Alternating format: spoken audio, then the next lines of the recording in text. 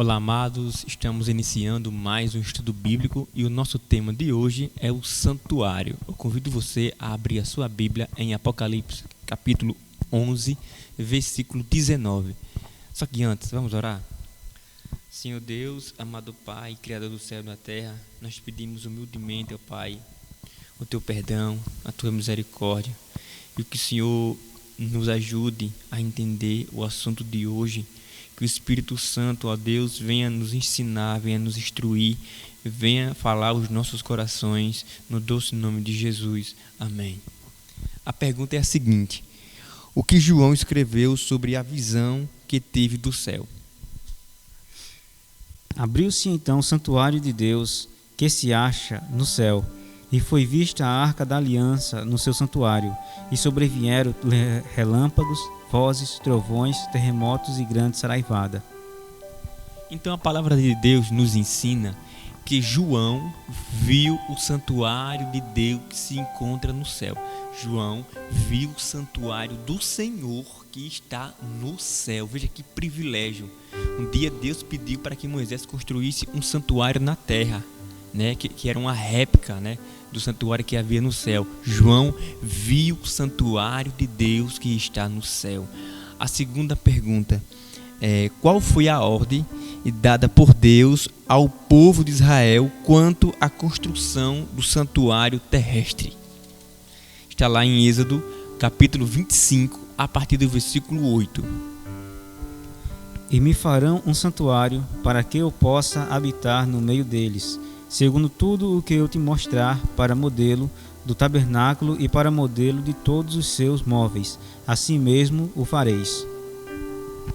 Olha que interessante. Embora Deus não se limite a um edifício humano, a construção de um santuário proporcionava um centro visível para o verdadeiro culto, servindo como manifestação da presença divina, como demonstração do plano da salvação e antídoto contra a adoração pagã. Então, Deus pediu para que o povo construísse um santuário sim, um templo sim, para que Deus pudesse estar presente, pudesse estar no meio de seu povo. É maravilhoso saber que a igreja, né, o templo, é a casa do Senhor aqui na terra. Terceira pergunta: Por que meios o santuário terrestre foi construído? Como é que foi essa construção? Qual foi os meios da construção? Êxodo 36, versículo 3. Estes receberam de Moisés todas as ofertas que os filhos de Israel haviam trazido para a obra do serviço do santuário, para fazê-la, e ainda cada manhã o povo trazia a Moisés ofertas voluntárias. Olha, através de doações, ofertas voluntárias. Então, olha só, o santuário terrestre foi construído com recursos dos israelitas que receberam o chamado de Moisés para ofertar do santuário, ou para a oferta do santuário. Eles manifestaram uma dedicação tão grande que as ofertas foram mais do que suficientes para a construção do templo. Então, foi através das ofertas do povo de Deus, que foi mais do que suficiente, Moisés edificou um templo para que o povo de Deus pudesse adorá-lo. É maravilhoso saber disso. A quarta pergunta aqui: que móveis havia no santuário terrestre? Êxodo 31, a partir do versículo 7. A tenda da congregação e a arca do testemunho, e o propiciatório que está por cima dela, e todos os pertences da tenda, e a mesa com seus utensílios, e o candelabro de ouro puro, com todos os seus utensílios, e o altar do incenso, e o altar do holocausto com todos os seus utensílios, e a bacia com seu suporte. Olha que interessante isso. Todos os utensílios, todos os rituais do santuário apontavam para Cristo. Olha que interessante. O sacrifício apontava para Cristo como sacrifício verdadeiro, o sacrifício único, vivo, que Deus ofereceu para salvar a humanidade. segundo tópico aqui, as águas representam aqui, né, a pia, né, que tinha as águas. Representa o Espírito Santo, a palavra de Deus e o batismo. Terceiro ponto aqui, os pães, né? Os pães lá representava Cristo como pão da vida. Jesus disse: eu sou o pão da vida. E tudo isso estava apontando também para o santuário. E o quarto, né, que é o candelabro de ouro, né, que tinha as 7 toques de fogo lá, que representava também Cristo como a luz do mundo. Disse Jesus: eu sou a luz do mundo. E o interessante é esse pequeno tópico que diz assim: o lugar santíssimo era o mais sagrado. Ali ficava a arca da aliança, contendo as tábuas da lei de Deus. João descreveu a arca de Deus no santuário celestial, sobre a tampa da arca, conhecida como propiciatório. A presença de Deus era visível, simbolizando o seu trono. No Apocalipse, o Senhor é retratado assentado sobre um trono glorioso.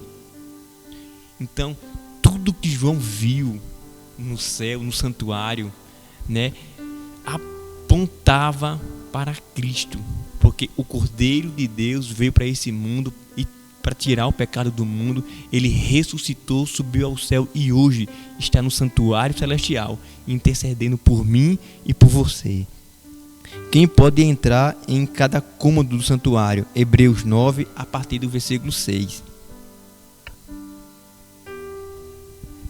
Ora, depois de tudo isso, assim preparado, continuamente entra no primeiro tabernáculo os sacerdotes para realizar os serviços sagrados, mas no segundo o sumo sacerdote, ele sozinho, uma vez por ano, não sem sangue, que oferece por si e pelos pecados de ignorância do povo. Olha só que interessante, olha. Os sacerdotes tinham acesso ao lugar santo todos os dias. Porém, uma vez ao ano, no ritual da expiação, no ritual do dia da expiação, somente o sumo sacerdote podia entrar no lugar santíssimo. Olha só, então, no lugar santo entravam os sacerdotes.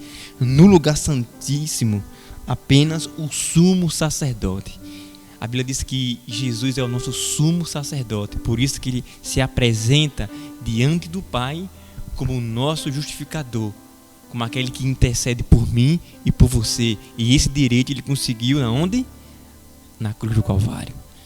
Mais uma pergunta aqui: o que os sacerdotes faziam diariamente no pátio? Êxodo 29, a partir de 38. Isto é o que oferecerás sobre o altar: 2 cordeiros de 1 ano, cada dia, continuamente. Um cordeiro oferecerás pela manhã e o outro ao pôr do sol. Com um cordeiro, a 10ª parte de um éfa de flor de farinha amassada e a 4ª parte de um hin de azeite batido, e para a libação, a 4ª parte de um hin de vinho. Olha que interessante. O sacrifício diário ou contínuo era realizado diariamente no pátio do santuário, significando a constante disposição de Cristo em perdoar os nossos pecados, porque todo dia Cristo se apresenta diante do Pai quando você ora para pedir perdão, não porque eu e você merecemos, mas pelos méritos dele. Ele mostra: meu Pai, ele mostra as suas mãos para o Pai e diz: eu morri por eles, ou eu morri por ele, ou eu morri por ela. Você está entendendo? Todo o ritual do santuário apontava para Cristo. 7ª pergunta: o que era realizado uma vez ao ano no 10º dia do 7º mês? Levítico 23, a partir do versículo 27. Mas aos 12 dias do mês 7º será o dia da expiação. Tereis santa convocação e afligireis a vossa alma. Trareis oferta queimada ao Senhor. Nesse mesmo dia nenhuma obra fareis, porque é o dia da expiação, para fazer expiação por vós perante o Senhor vosso Deus. Então, a resposta é a seguinte: o dia da expiação. No santuário israelita havia 2 serviços, o diário e o anual, durante o ano. No lugar santo, o sacerdote e o sumo sacerdote ofereciam sacrifício diário para expiar, perdoar os pecados do povo. No dia da expiação, o sumo sacerdote entrava no lugar santíssimo para fazer a expiação dos pecados e a purificação do santuário. Esse era o ritual que acontecia, né, no dia da expiação. Outra pergunta: como a eliminação do mal era realizada no dia da expiação? Levíticos 16, versículo 10. Mas o bode sobre que cair a sorte para bode emissário será apresentado vivo perante o Senhor, para fazer expiação por meio dele e enviá-lo ao deserto como bode emissário. Olha só, o bode emissário também era conhecido como Azazel no original, o qual não era sacrificado. O bode emissário era abandonado à própria sorte e à destruição. Ele representa o juízo feito a Satanás e seu destino eterno. Então, aquele bode que era jogado no deserto para morrer, né, representava o diabo, que um dia será destruído na face da terra por causa da entrada do pecado. O diabo é o grande originador, né, aquele que trouxe a origem do pecado para esse mundo, ou para todo o mundo. Então ele irá prestar conta, né? E a prestação de conta dele seria a destruição. Então a prestação de conta do diabo será a sua destruição, porque ele foi aquele que originou o mal, né? Ele foi o primeiro que trouxe a existência do pecado e não se arrependeu, entendeu? Por isso que o mal será destruído, e como o mal está nele, ele também será destruído.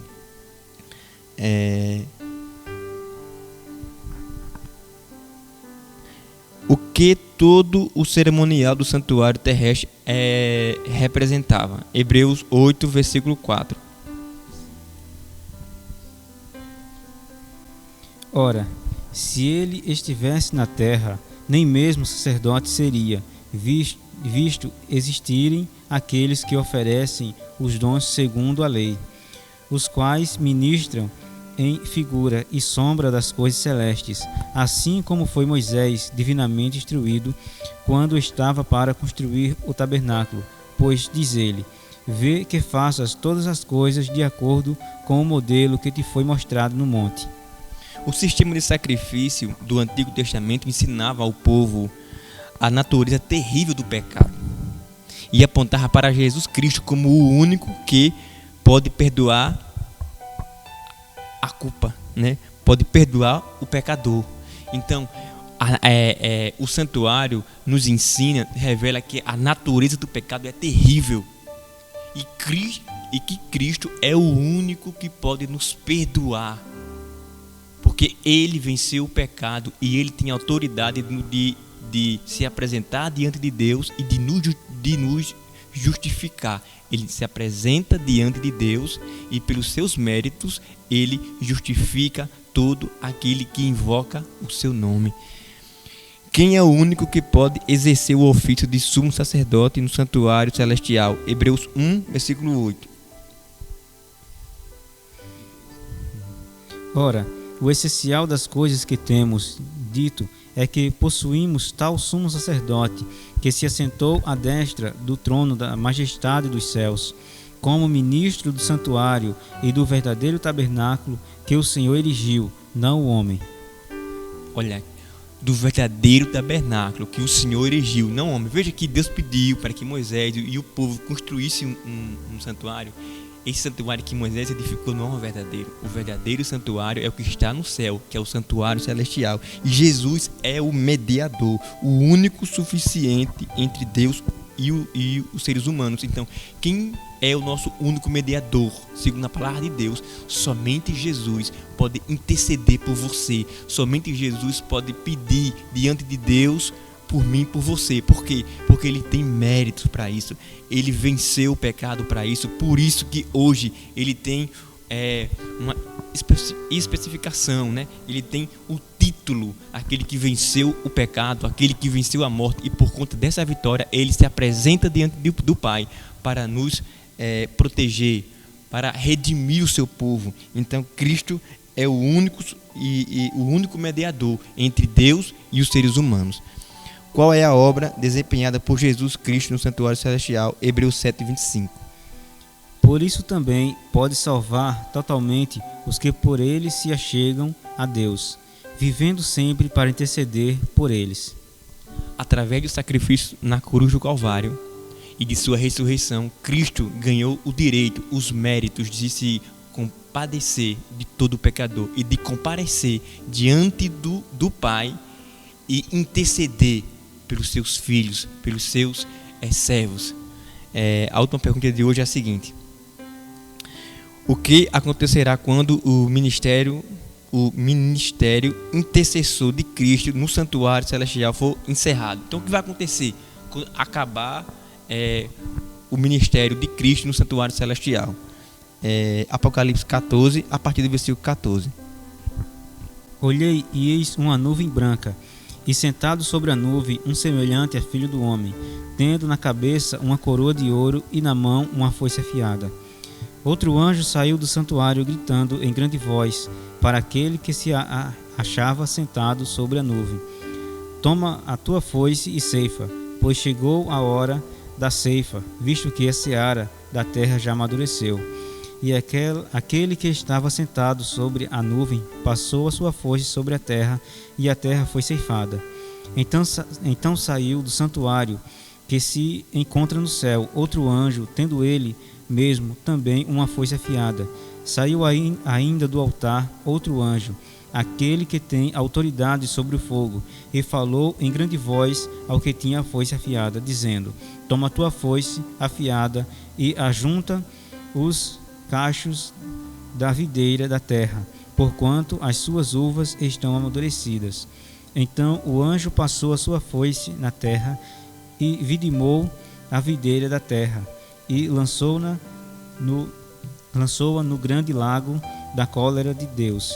E o lagar foi pisado fora da cidade, e correu sangue do lagar até aos freios dos cavalos, numa extensão de 1.600 estádios. Ao terminar sua obra no santuário celestial, o Senhor virá à terra para fazer a ceifa ou colheita de seu povo redimido. Também trará a retribuição aos ímpios por suas más escolhas.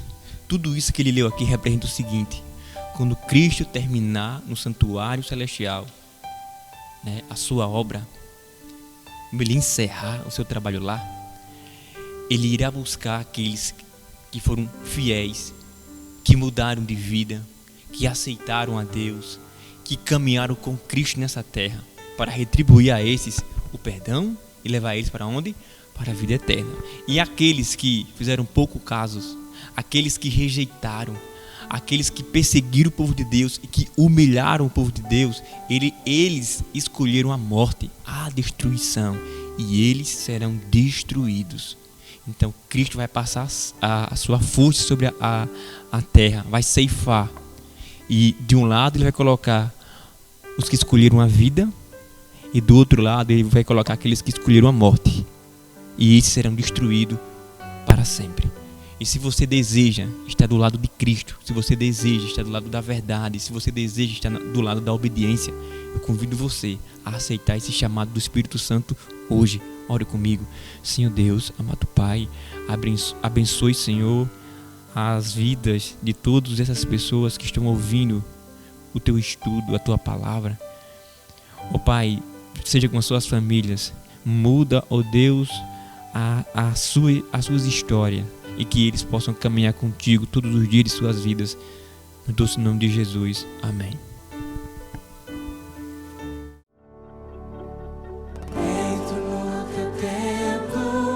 Santuário no tempo, quero te adorar como tu desejas, quero te servir como tu me pedes. Todos são bem-vindos, aqui todos somos filhos, criados pelo mesmo Pai, amados pelo mesmo